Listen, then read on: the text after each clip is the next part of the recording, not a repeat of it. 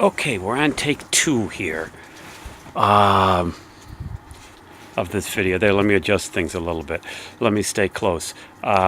See, on my doing this on my computer, I have to keep touching the touchpad to keep it from stopping. And on take 1, I was standing back a little bit, and I thought by my moving around it would keep going, but it didn't do it. So now you're stuck with me up close.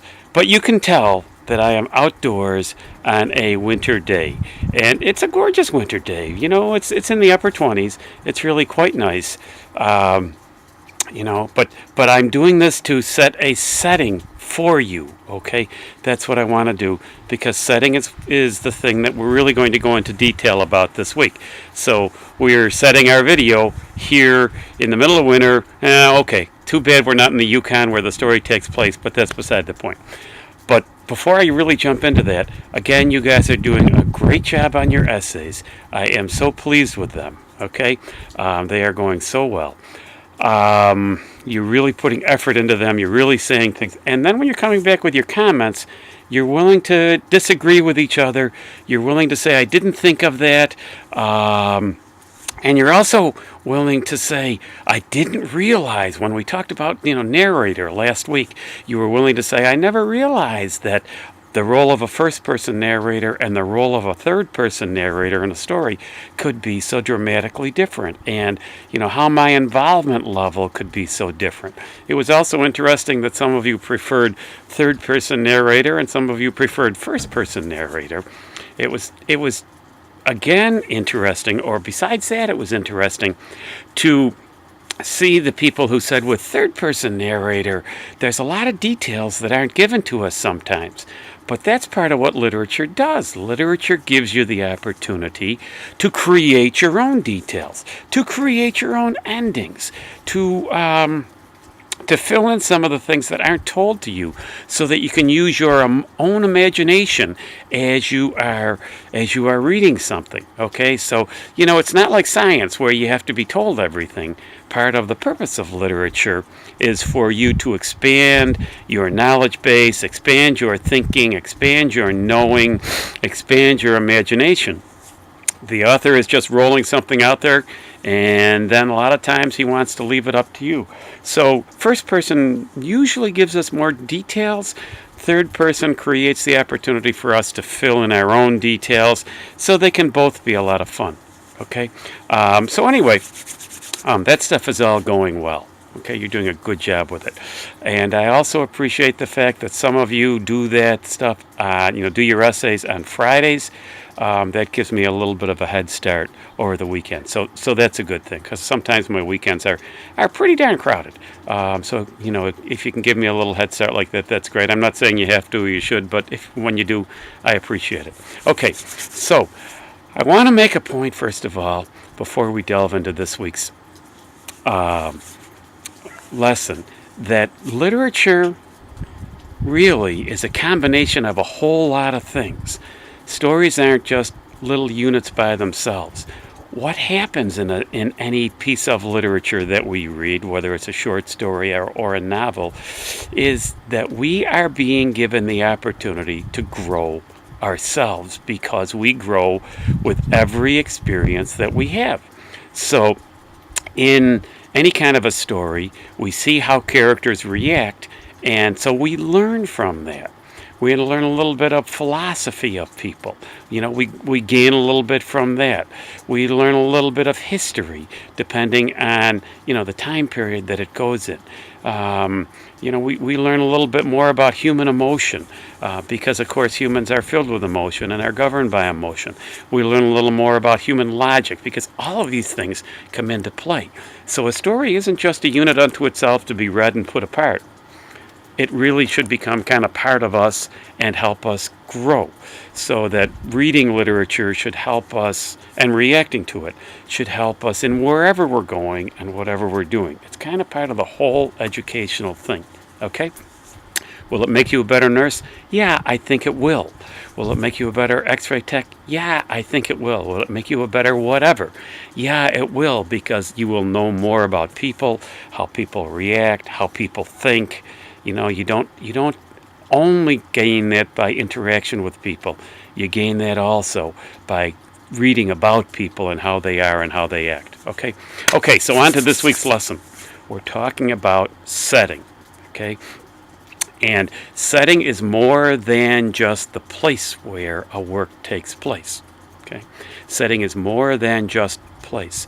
Setting also involves the time period. Okay, think about A Rose for Emily. That was set in 120 years ago, maybe, in the Old South, as the Old South was transitioning to the New South. That same story today could be set in the very same house, in the very same place, but it would be totally different. Totally different, because the time period was so different. Okay, and you think about it, and the association with Homer Barron, how that would be different in today's world. It's like, okay, the woman's going out with some guy who maybe some people might think of as a lower class, but we don't even think in terms of class now, So all of that would have been irrelevant, and obviously they probably would have not have been riding around in a horse and carriage on weekends, So anyway, time period is a part of setting. Time of the year is part of setting. I am out here today in the winter.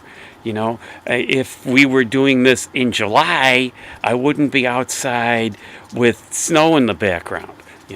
Well, the story that we're talking about, one of the stories we're talking about this week, is set in the Yukon in the midst of winter. Think of how that would be different if it were set in the Yukon in the summertime, when the Yukon is absolutely gorgeous. But in the middle of the winter, when it's 50 below zero, there's a certain beauty to it, but survival becomes a huge issue, okay?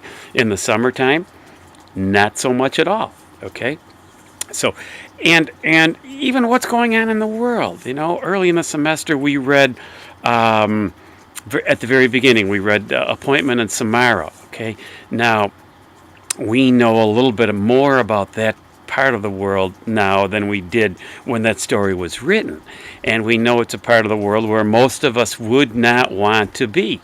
When the story was written, it was just a mysterious place, someplace far away. But now the politics of the world has changed our view of the setting and what the setting is. Okay, so today we might almost be in a battle area if we were in Baghdad. Even though our troops have been withdrawn there. Okay, so setting involves a whole lot of things, not just place, but history, time period, time of the year, what's going on around it, the people that are involved in it, the conflict that's taking place there. All of that is part of setting, okay? So don't simplify it to just place. Okay, so in one of the stories that we're talking about this week, To Build a Fire by Jack London, a great American author, and I'm sure you've all heard of Jack London before. He's one of the biggies, okay? We have a guy who goes off by himself to try to get to a camp, and it's the first time he's ever gone on a venture. He ignores what other people tell him.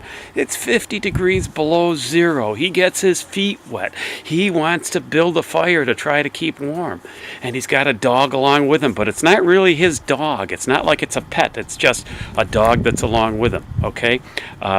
So, that's kind of the setting. Well, that's kind of an idea of what's going on in that story. Okay, and the other story that we're talking about is Soldier's Home, and you need to think about, now this story takes place just after World War I, and it takes place in heartland America, the middle of the country, the place that really has this American patriotism certainly, but also a tie to traditional ways, traditional things that people do, and all of that helps create setting. So think about setting in both of those stories, and of course I'll type up a lesson for you that gives you some information too. But anyway, that's where we are, and the question that I have for you this week is, what is the biggest mistake that you think the fella that is traveling across Yukon makes? Okay, email me that answer. Have a good one, folks.